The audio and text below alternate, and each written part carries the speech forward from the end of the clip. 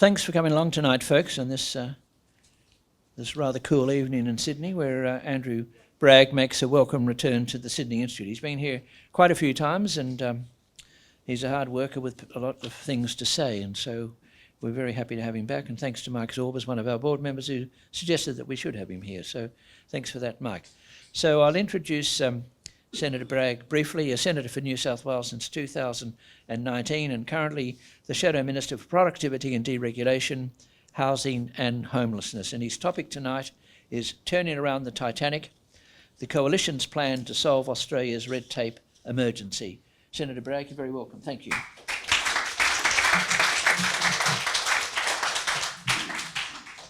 Well, good evening. Thank you very much, Gerard. And can I thank you and thank Anne for this wonderful institution, the nation's best clearinghouse. And this is the third time I've had an opportunity to speak at the Sydney Institute, once on Indigenous recognition, another time on housing. So thank you very much to Gerard and Anne. So tonight I'm talking to you about the red tape emergency facing our country. And as you know, we are an ambitious people. We want to get ahead, build things, create jobs, and leave our children a better future. But our prosperity is now under threat. Growth is flatlining and productivity is collapsing. As an opposition, we will be constructive where we can and critical where we must. Under this government, hard-working Australians are facing a double whammy. They're working longer, earning less, and Australian businesses are sinking into a cost and regulatory quagmire. The long-standing dream of owning a house is similarly falling out of reach. So now is the time for us to face facts. Our once lucky country is actually in decline. We are now paying for past but somewhat recent failures. There are many reasons for this decline, but one of the main reasons is we've become inefficient, bureaucratic and unproductive. Tonight I will address the failures of Labor's first term, the dangers of their second, and the Coalition's plan to develop a red tape cutting agenda. We are experiencing negative productivity growth. That means living standards are going backwards. Over-regulation is driving a misallocation of resources and driving down productivity.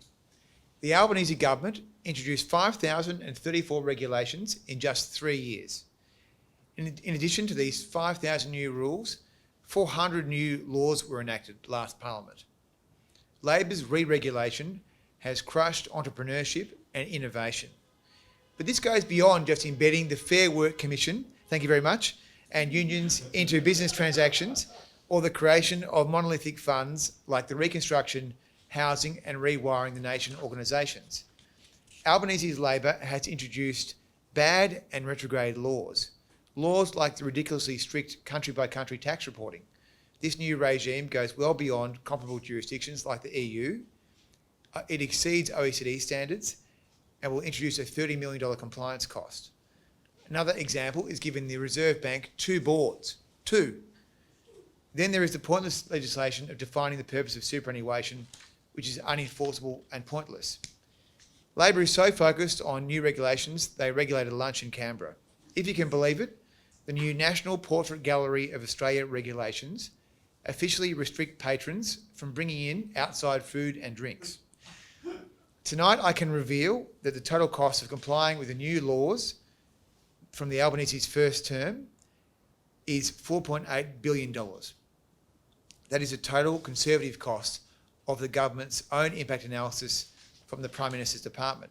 That's $4.8 billion that could have gone into new capital equipment, new staff, better training or investing in technology. Instead, it's being eaten by red tape.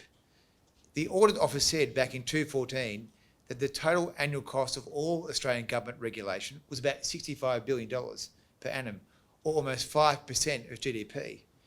Since 2014, almost 1,500 new laws have passed Parliament. So therefore, we must now be closer to 10% of GDP being eaten up by compliance. In fact, last week's BCA report exposed the sad truth.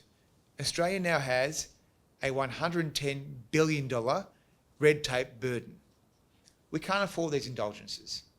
The Parliamentary Library reports that over the past 5 years, total private sector investment has been $1.3 trillion, whereas government consumption was $2.7 trillion. Put simply, the government is crowding out the private economy and suffocating it. Around 80% of all employment growth in the last 2 years in Australia has been in the non-market sector, despite it accounting for just 30% of total employment. The non-market sector jobs are those which are government funded or government supported. The majority of new jobs under this government are people working for the government. The massive expansion of the non-market sector has also damaged productivity. Since Labor came to office, it's down by 5%, and it's not getting better. Last week, the RBA downgraded it from 1% to just 0.7%. The warning lights are flashing. The big expansion of the non-market sector, alongside the new regulations, is cooking the productivity and cooking the economy. Labor now say they want the private economy to lead our revival, but their actions betray their words. I contend that Australia's current approach to regulation is no longer fit for purpose. This has become a cultural problem. The COVID pandemic revealed that we are not as relaxed as we imagine ourselves to be. As a nation, we should not be afraid of accepting manageable risks to boost our output. As I said in my first speech back in 2019, we support enterprise, we believe in markets, and we believe in some regulation of industry. Central planning and fixing in the age of the internet is laughable and should remind this House of the folly of indulging trade union demands to re-regulate our economy. Many regulations are well-intentioned, but we must now confront their cumulative effect. If we fail to chart a new course, we will continue drifting down the world league tables. This year, Australia has fallen 5 places in the IMD World Competitiveness Rankings and now ranks 37th for business efficiency. Similarly, the OECD report that we have a higher regulatory burden than the average economy. New research from the Parliamentary Library tells a story of a nation obsessed with rules and regulations. The total number of acts in force in Australia is 1,241. In New Zealand, it's 1,057. In Canada, 880.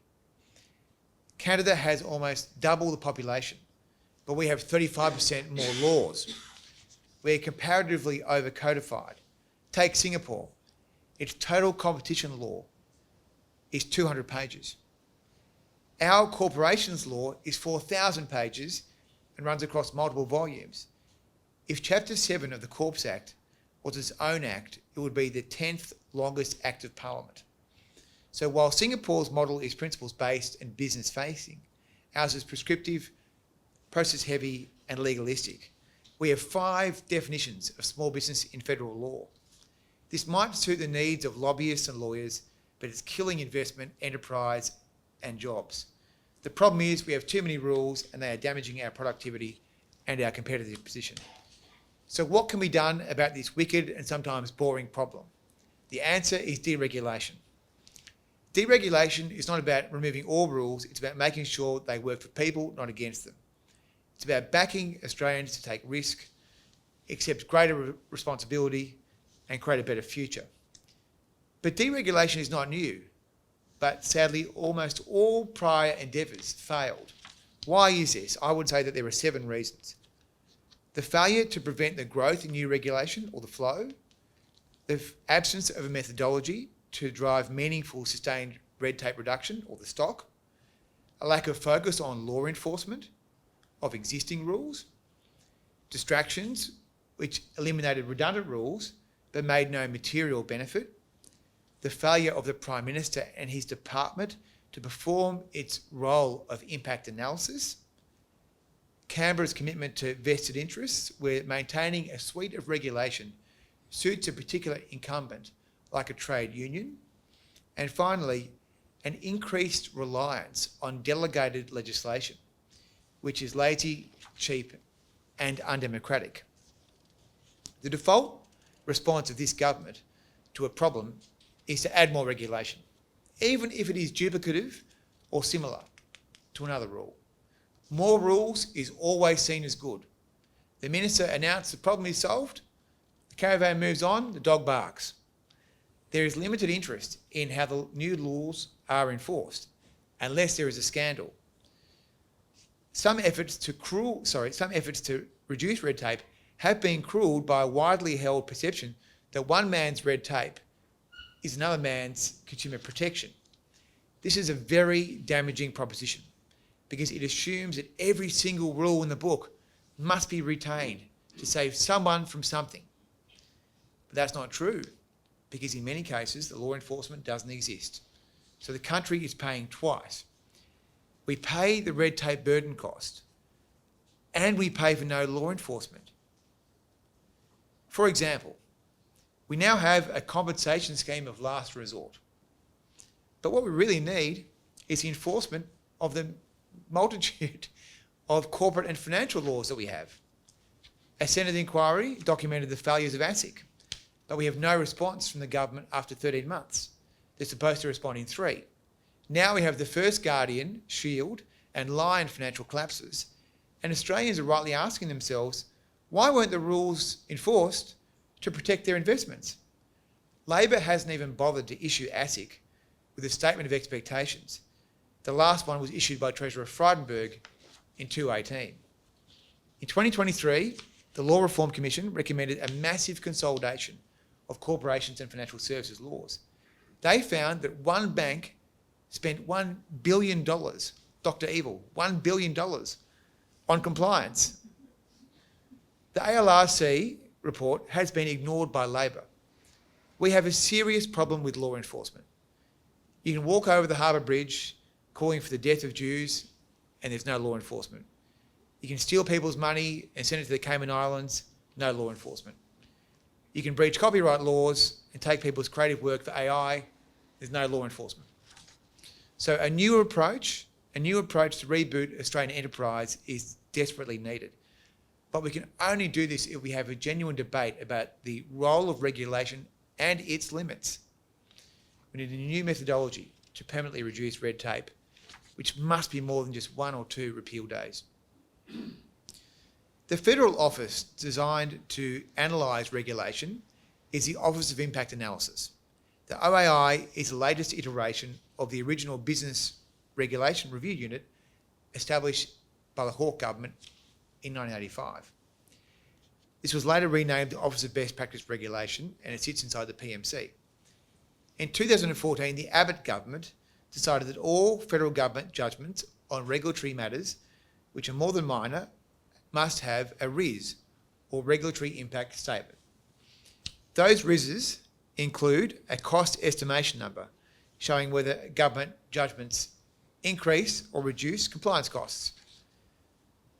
In November 2022, the Albanese government renamed the OBPR the Office of Impact Analysis, and RISs were renamed Impact Analyses. Why Labor decided to take the word regulation out of the office is a mystery to me. Nevertheless, the OAI is meant to be the guardrail preventing unnecessary compliance costs, killing business. I can reveal that under this government, the OAI has seen its headcount cut from 21 to 16 in just 3 years. The OAI failed to stop any of the 400 new bills in Labor's first term, a 100% strike rate so far. The Productivity Commission is scathing in its latest report on the OAI under Labor. They gutted the OAI as they re-regulated the economy. It's a failure of the Prime Minister. This is his department. The PC recommended strengthening the independence of this body because it is a neutered dog under this government. Another reason we can't deregulate is because regulation suits rent seekers. One of the biggest problems of the last 3 years of Australia's economics policy is that it's been focused on vested interests, not the national interests. Labor has shoveled money and policy out the door to the people who ran and supported their campaign for office. One example is the abolition of the Building and Construction Commission for the CFMEU. This has been very bad for housing. In 2022, Ernst & Young modelled the abolition. They said there could be a cumulative $47 billion fall in GDP by 2030 if the ABCC was abolished, with a significant reduction in construction industry output. And that's what's happening. Similarly, rules underpinning the Federal Safety Commission seem more about trade unions clipping the ticket than they do about worker safety. And then we have the community benefit principles embedded in the Future Made in Australia policy, which locks Australia into the subsidisation of industry and bad ideas, which is exactly what the PC warned against, and it contains magical, never-ending payments to unions. The latest example is the one we've already seen from tomorrow's productivity roundtable. Labor has now pushed ASIC to help the super funds to buy up domestic housing. That is not the Australian dream. It also diverts ASIC's resources from law enforcement. But in Labor's world of rent seeking, this all makes sense. Former Macquarie banker Ivan Power has described this rent seeker's paradise as Australian anemia. Australia maintains rules that reward rent seekers and vested interests. But what we really need are rules which reward enterprise and individuals. One reason the Albanese government has introduced 5,034 new regulations in just one term is because they have inherited and created for themselves an incredible level of delegated authority.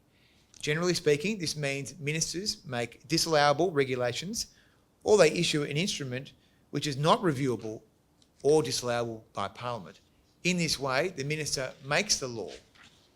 The government is now breaching the boundaries of what is reasonable to delegate. And on many occasions, they have sought virtually unlimited delegated authority to make material judgments in regulation that is not delegated legislation. There are two examples of where this is happening now. Firstly, on the unrealised gains tax, the Treasurer will arm himself with the ability to set the pension tax arrangements for the Prime Minister after the bill passes the Senate. This is an unmanageable conflict of interest for the Treasurer to set the tax rules for his boss's pension. Surely all the relevant details of the parliamentary defined benefit scheme should be in the bill given this howling conflict of interest. Secondly, the government wants to materially change the Commonwealth's mortgage insurance policy, the Home Guarantee Scheme. Labor wants to uncap the scheme and remove any restriction, thereby allowing a billionaire's child to get mortgage insurance from the Commonwealth. In other words, they will nationalise mortgage insurance for first home buyers, which is a material change to the scheme. This can all be done with regulation, and that regulation will not be disallowable by Parliament. I've sought assurance from the Minister, Claire O'Neill, there'll be some industry consultation, but that was secretive and only ran for a couple of weeks. A whole industry could be wiped out, which includes the insurers, but also the fintechs and innovative companies, which are solving the problem, I should say, of low or no deposits. But the delegations are so deep that none of this matters in Australia today. They can just do it. These skeleton or Henry VIII clauses are a complete perversion of the democratic process. And the Law Reform Commission and the Senate Committee on Delegated Legislation have both issued warnings. Over-delegation is one element of the Australian regulatory disease. It's all too easy to make more rules. So as we look to reboot Australian enterprise, we can look to the UK, US, and even the EU. UK Prime Minister Starmer has said deregulation is now essential for realising Labor ambitions. He's committed his government to a 25% cut in regulation. The US has its own program, and even the red tape-obsessed EU is putting us to shame. Mario Draghi has done a report on deregulation, and they are going to cut reporting obligations and duplication. Your move, Australia. Australian Labor seems to have discovered the impact of its regulatory burden after winning this year's election. Tomorrow's roundtable was a surprising announcement, especially given their first term was dedicated to increasing red tape. At the Press Club in June, the Treasurer said he would write to the regulators seeking specific measurable actions to reduce compliance costs without compromising standards. So far, that hasn't worked. Small businesses describe regulators acting as if they are on their backs and they're on steroids. They feel that they are always under pressure from regulators. So this hasn't worked so far. We welcome Labor's sudden devotion to cutting red tape, and we will help them turn around the Titanic. But that's how significant the challenge is going to be. The irony of the red tape obsession is it's undermined Labor's ability to pursue its own policies. And this failure is most apparent when you look at housing. It seems that the Treasurer and the Housing Minister have read the book called Abundance.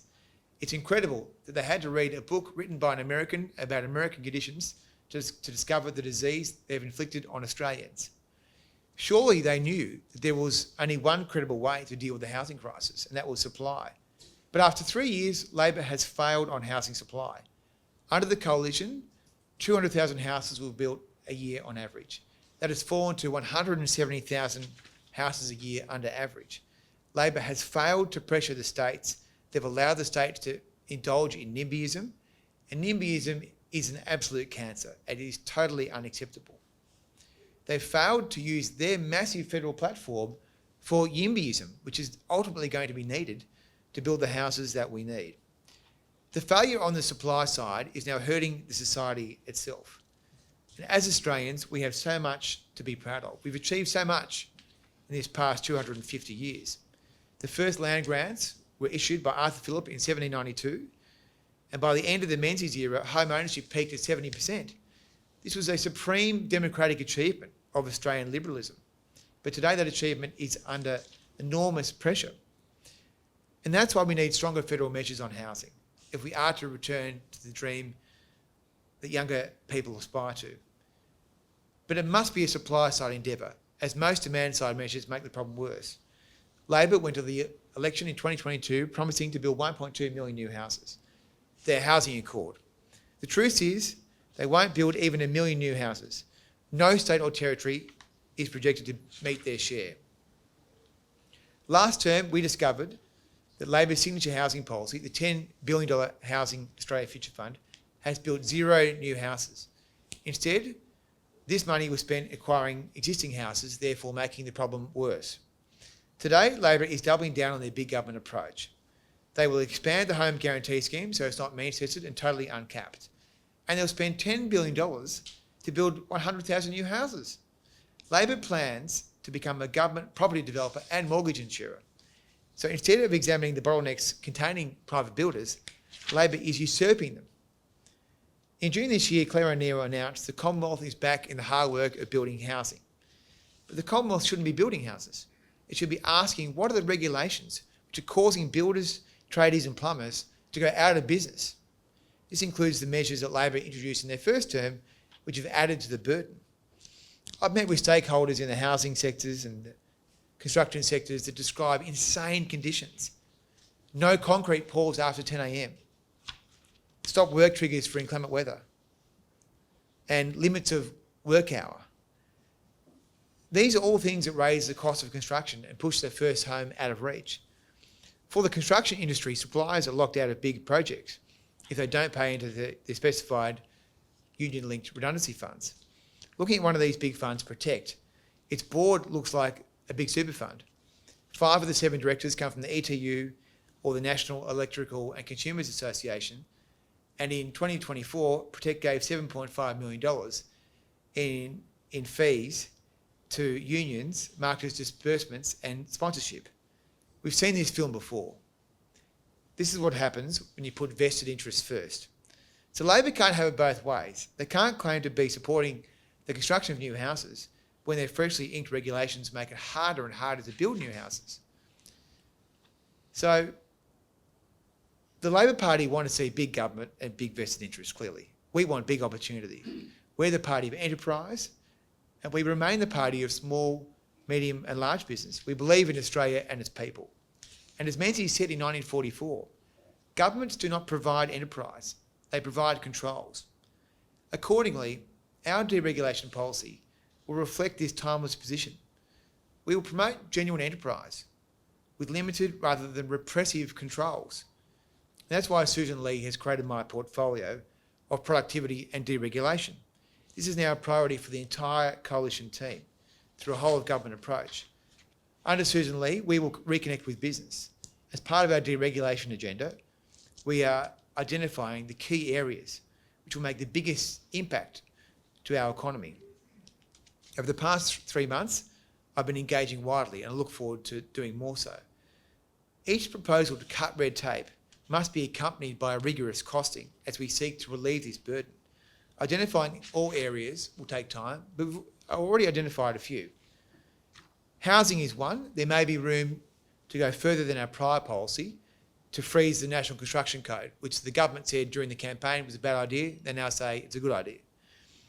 If there's a lever to make houses more plentiful, we'll look at it.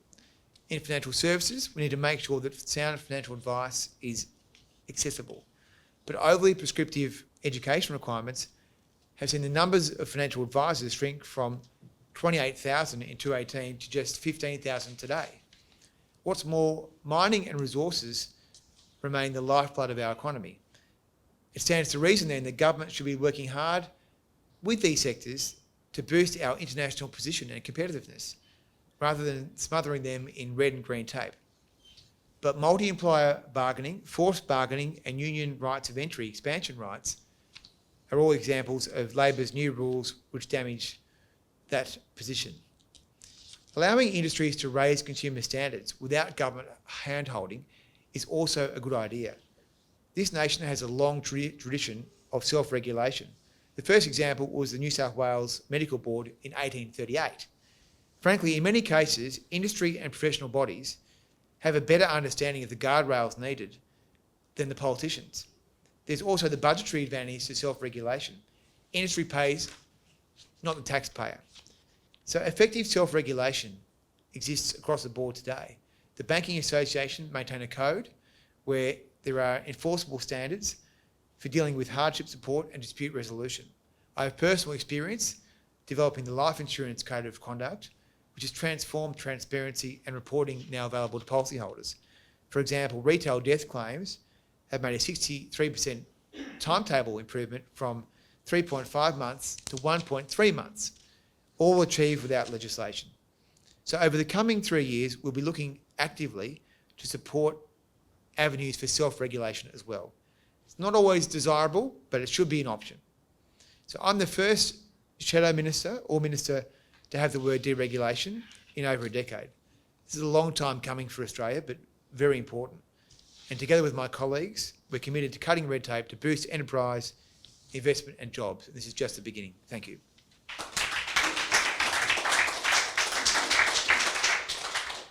So many thanks to Senator Bragg for an important address. So we come to questions and discussion. Can I just take you back to Parliament? I remember when Julia Gillard's government was analysed, and some commentators said it was the most successful government ever because it had passed more legislation.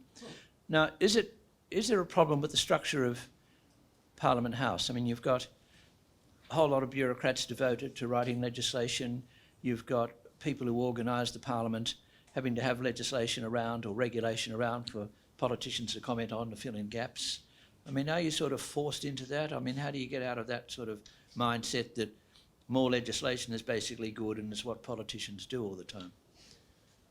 Well, I don't think it's an easy problem to solve because, as we've seen just in the last few months, I mean, now the government's proposing to ban YouTube for under 16s. I mean, I think, again, that's going to be totally unenforceable and quite ridiculous. I mean, there's also the philosophical question here, but there's an industry based around the growth of regulation, which is going to be very hard to unpick. So unless you've got a methodology to roll some out as you roll them in, then I don't think you're going to make any headway. And frankly, no government in the last decade has even tried to do it. So that's why if you look at the chart that we've produced, which looks at the last 10 years, what you saw in 14-15 was a net reduction in the number of regulations overall in terms of the cost. So it's not a reduction in the number of regulations in terms of volume, but the cost of those regulations as measured by the central agency. So that's really the best you can hope for, because there's always going to be some new regulations. But can you relieve the economy of the cost of the really expensive ones? So that's really where we've got to get to. And it's going to be a challenging debate because there's a huge amount of vested interest saying you've got to maintain the existing suite, all thousands and thousands of regulations, because they've built their jobs around them.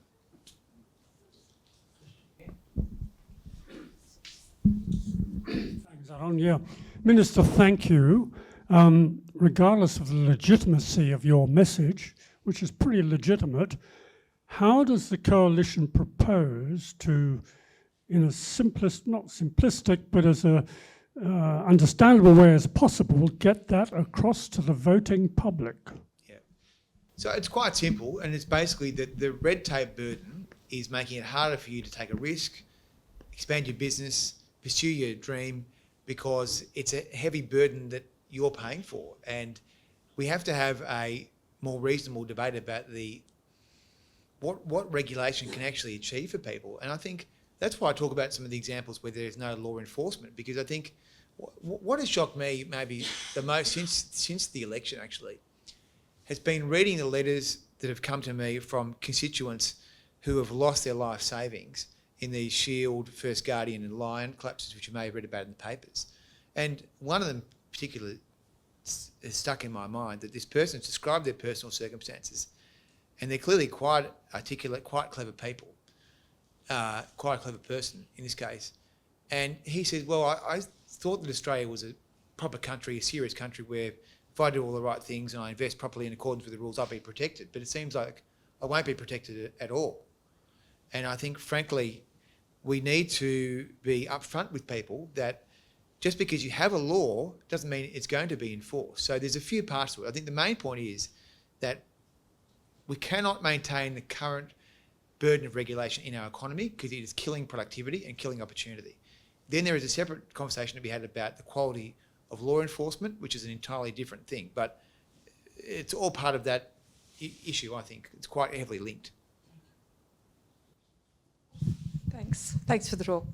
The problem at the moment could be also that the media beats up and beats on private enterprise, you know, and there's an awful lot of that bagging of private enterprise. Then you come across those incidents where people lose their money. Is it more that the reason the population has moved slightly left, or very much left, is because they're looking to government for protection and they don't trust the market anymore? How much is this a problem for getting deregulation? I think it's a huge problem, and I think that's why we've got to talk about these values of law enforcement across the board, because, I mean, even if people support the idea that YouTube should be banned for under 16s, I mean, how do people imagine that might be enforced inside the family home? I mean, I'm sure that a smart kid might just log on to their parents' YouTube or Google account. I mean, I think it's going to take a more sophisticated conversation than we've had over the past few years, where there's an assumption that every new announcement by a minister for a new rule is good, firstly, and secondly, the assumption that all those rules are going to be magically enforced. So I think that's where we've got to get to. The community has to accept that the current suite of regulations and laws in this country are not being enforced anyway.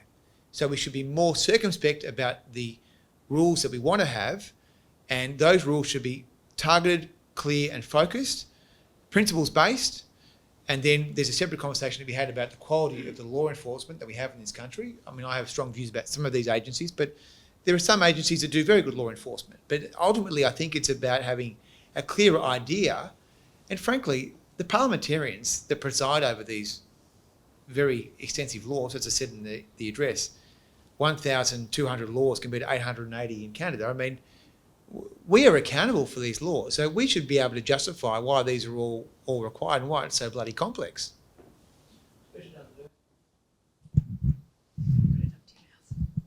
Thank you.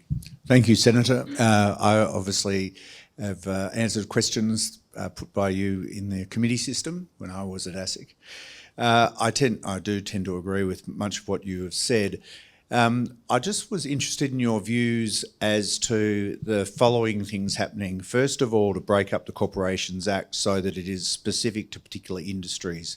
The most obviously dissonant aspect of the Corporations Act is between markets and financial services, in which the participants participate quite differently. Secondly, couple that with taking away law enforcement from all agencies, perhaps not the ATO, because that's really about debt recovery. That was talked about by the Royal Commissioner and was talked about by the Treasurer, and that's been reported. Therefore, having something akin to the CDPP, which is the Commonwealth Prosecutor, but for civil penalties. Therefore, ACCC and ASIC don't have the power to make those decisions and effectively shrunk to supervisory agencies with much, as you said, targeted legislative oversight? Well, the answer to the first question is that I think that the ALRC's report on Consolidated and Corporations Act is a very good concept. It's been sitting on a desk in Canberra for almost 2 years now, and I think that we should definitely consider that as part of our own policy-making framework, because we need to have that same honest conversation with the Australian people about the quality of law enforcement is probably in part driven by the quality of the legislation and how simple and clear it is. On the second issue of, whether you separate these things out, I mean, it's a longer policy question. I did do a Senate report into ASIC and did make recommendations about its structure. That report has also gone unanswered by the Treasurer. I mean, the Treasurer is very good at his little quips at different people in the media, but he doesn't seem to have time to get around to issuing the agency, in this case, even with a statement of expectations. So, but he's been able to get them to divert resources away from law enforcement so they can help the super funds buy more houses. So it seems that some pieces of paper do make his desk.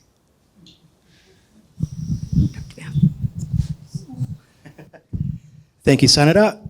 Do you have an indicative deregulation target?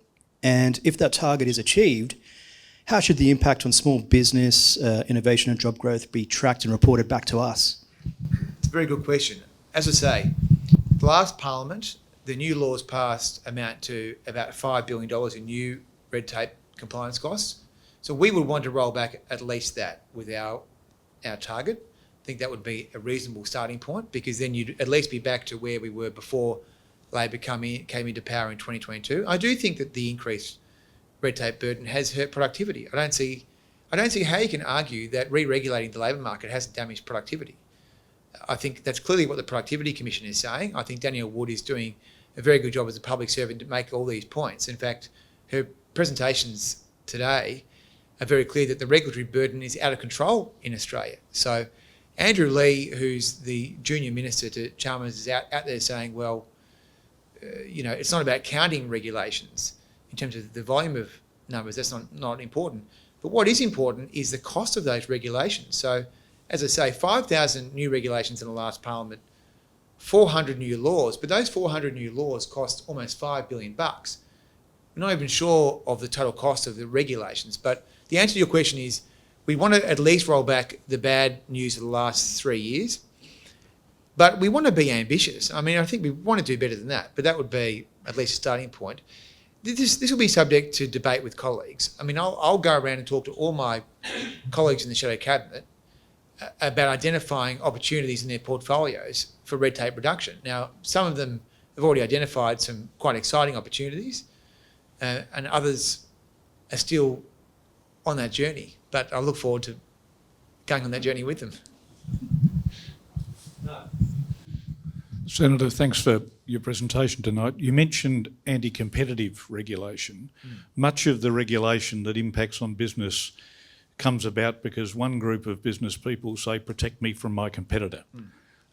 And when they talk about regulation and deregulation and the removal of red tape, they want to take away all that red tape that they don't like, but they want to keep those bits that protect them. How do you overcome those vested interests? Well, it's very simple. I mean, your job is to represent the people. You're not there to represent vested interests. And I think there's going to be cavalcade rent seekers in Canberra, whether you like it or not, right? They're going to be there chocking up the cafes at Parliament House, and that's part of the system. But you've got to see it for what it is, and you've got to be prepared to have a few fights. I mean, I think if you're not having a few fights in politics, then I wonder why you're wanting to do the job.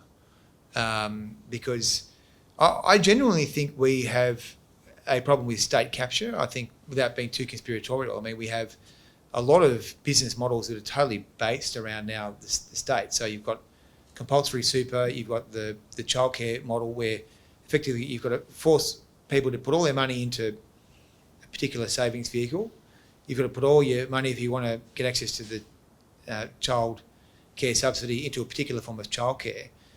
I mean, then you've got the NDIS and other things. So you're living in a country where there is a lot of that. So if you want to change anything, I'll give you I know the super industry well. So I mean, that is the world's largest conga line of vested interests, because you've got the effectively you've got the advisors, the insurers, you've got the asset managers, the asset consultants, you've got all the marketing, all the media that hangs off it. I mean, these guys literally, they open the door and the money falls in. So it allows them to buy a lot of people. So they have huge power. So anytime you talk about changing that, you know, they say, oh, the sky's going to fall in. Sorry, it's a long answer. The answer is you've got to be prepared to have a few fights. And from my point of view, that's all good. You've had a few fights with ASIC, I think, is that right? Well, I mean, I just think that they haven't been effective at law enforcement. And I can't believe that we did this huge report saying that they'd been hopeless and recommending all these things. I mean, one of the recommendations was that ASIC should establish a proper complaints handling function. So basically, if you have discovered a corporate crime in Australia, you're better off reporting it to the media, because that way you get some action. If you report it to ASIC, they'll lose a piece of paper, because we found that people were making complaints to ASIC and the piece of paper was being lost, or the dog was eating the piece of paper. And then effectively the situation was that all these people lost their life savings. People committed suicide. I mean, it's horrendous if you lose all your money. And this is a cycle that the nation's on. So we do this report 13 months ago and we say, well, look, recommendation one is that if you get a complaint from someone about something that's happened, you've got to say, thank you, we've received your complaint. This is what we're going to do, to the extent that we can tell you. Okay, that was, I thought, pretty reasonable. We also had a recommendation that if they received a complaint from the industry, someone of standing, they had to respond quickly. Anyway, now what we've discovered is with these First Guardian, Shield and Lion collapses, is that they received warnings about two of them 11 or 12 months before they took serious regulatory action. And in that time, these people were fleeced, lost their life savings. Some people have committed suicide. So my point is that, yes, I think they are hopeless.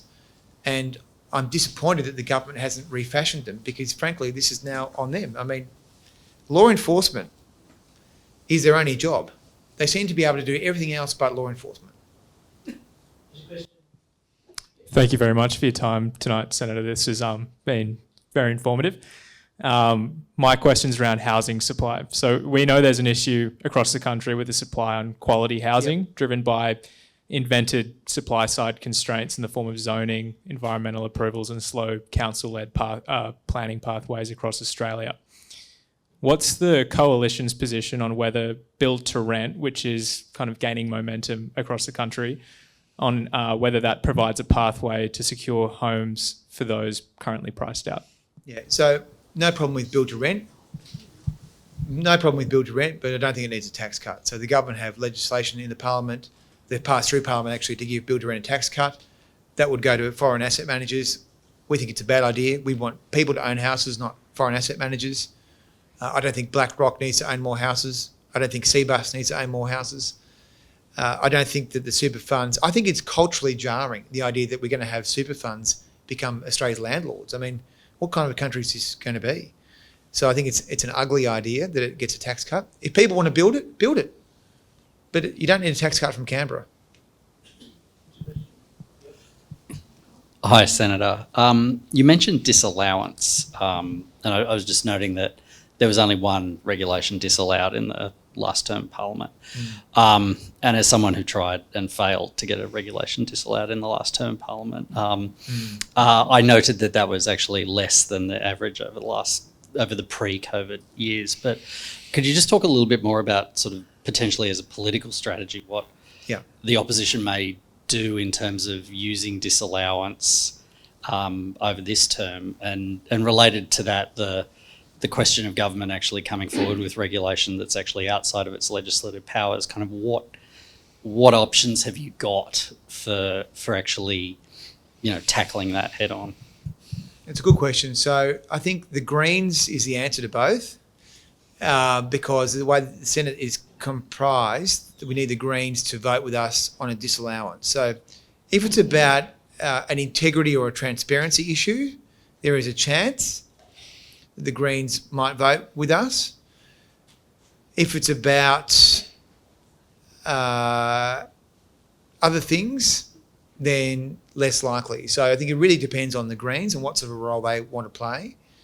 If they want to only play nice with the government, then it's going to be a pretty boring parliament because we won't be able to do anything. So there's no other configuration of numbers in the Senate that's going to allow us to disallow anything. So the first disallowance that we'll vote on will actually be the build to rent disallowance. And I mean, the Greens historically, I mean, Chandler Mather, who was the Greens housing spokesman, he actually was against build to rent. His view was that we shouldn't be giving foreign fund managers a tax cut, which I happen to agree with, and so does the Liberal Party. But I think he was overruled by the Mr. Band, who's no longer with us. And then I'm not sure what the new person's view is on this, but it's one to watch. But generally speaking, unless you get the Greens, then there'll be no disallowance in this parliament. The good news is that in the last parliament, what the government tried to do was to give the RBA unlimited power to set payments regulation. Now, I know payments is almost as boring as red tape, but let me say to you that I think the regulation of payment systems is going to be one of the most important areas of economic policy going forward, because a payment system could a payment system could disrupt your whole economy overnight, effectively. And the government's plan is to give the RBA, who no one voted for, lovely people down here at Martin Place, the ability to set the payments regulations and for those to be not disallowable. And so we had an agreement between myself and the Greens that we would force the government to amend that bill to make those instruments disallowable. Now, that bill has just been reintroduced into the House to give the RBA these powers, and so we'll be working on the Greens to make sure that they hold to that commitment. I'm actually sure that they will. So on some things, I think the Greens will be reasonable, but on others, I'm sure that they won't be. Thanks for your speech tonight.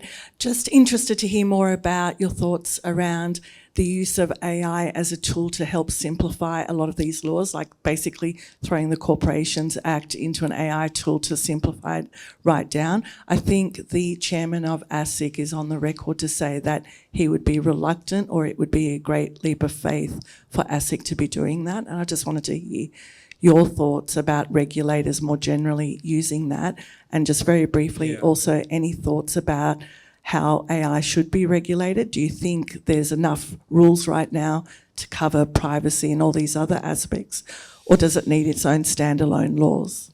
Well, I'm so glad that ASIC has so much time to make all these political statements about the policy and laws that we should have in Australia. I mean, it sounds like they should be running for Parliament. You know, they can run through their pre-selections and everything, and we'll see what happens. But it's great they've got time to do that. It's really great. I mean, I just wish they would enforce the law. I mean, I really don't care what they think about AI. I just want them to do the job. I don't know what we need to do to get them to do their jobs, but that's what we need to happen. So on the issue of whether AI can consolidate laws, I mean, of course it can. And I think that's something that Parliament should seriously consider doing. On what Australia should do, we should make sure that our copyright laws don't inhibit AI. That's quite separate from making sure people are properly paid. But we've got to make sure that we don't become a backwater from a copyright point of view. We've got to make sure that we improve our competitive position so we can have some of these data centres in this country. Even if we imagine that the microchips and the chips are going to become more and more powerful, the data centres are still going to be an important part of the ecosystem. So I still think we want to have that. And I don't see any other role for further regulation. I mean, unless there is some enormous risk which emerges, because geopolitically, this is a race between China and the US as to who can develop the applications. We're not going to be developing the applications. I mean, there is one quite successful application in Australia, which you know about, but we're not going to be Silicon Valley or Shenzhen here. And that's okay. But we've got to make sure that our small businesses are able to adapt and use the technology. And I think that if we look at stupid regulations, then I think we'll damage our own competitive position. And that's why I say, I use the YouTube under-16s ban just as an example. Because I think it makes us look very unfriendly to what's coming. I mean, this is going to come whether we like it or not. It's going to disrupt. It's going to take some jobs. It's going to create some jobs. Now, I used to be an auditor. It's going to create a massive auditing industry. It's going to create the data center industry. It's going to impact other jobs in a negative fashion. but it's coming, whether we like it or not. So I think we've got to be very careful, because if I was a Martian from outer space and I looked at Australia over the last few years and I saw 5,000 new regulations, 400 bills which costs the country $5 billion, a ban on YouTube, I'd be thinking, well, these guys are going to regulate the buggery out of AI. I've got a Zoom call from David in Canberra, and he asked, is the coalition looking at a US-style approach to legislation? For example, one regulation imposed, 10 should be removed. We're not going to take any pages out of the Doge book, no. That's dead, buried and cremated. But certainly we will be looking to do it our way. And yes, there is a piece around volume, but it's really the piece is around the cost, the regulatory cost. So that's why I say in my remarks tonight, we're looking for, we're open for business. We're looking for unsolicited proposals, but we want to identify the biggest cost savings from regulatory removal. And I know that it's going to be housing, mining, financial services, corporate law more generally as a starting point. So that's where we'll zero in. And there won't be repeal days or any of those things. It'll be much more focused on what are the big chunky things that are costed out, they're going to make the biggest single difference. I mean, even if we won government tomorrow and we removed some of the crazy IR stuff and we got rid of Future Made in Australia and a few other things, that would have a huge immediate benefit to Australia as a destination to invest. Senator, you've given us the most wonderful list of examples of the long march through the institutions. The thing I'm worried about is the fact that more than 50% of the Australian population now is on a government benefit. You're talking about an old-fashioned pull yourself up by your own bootstraps ideal. How do you overcome the extraordinary willingness of people to be suckled as they are on the federal and state teats? Well, because of the disruptive forces that are coming for us. We're not going to be able to just sail on as a lucky country forever because of AI and the other technology factors that are going to disrupt. So the fact is that there is a big cost of having a highly regulated economy that is driving investment and jobs offshore. We're seeing it.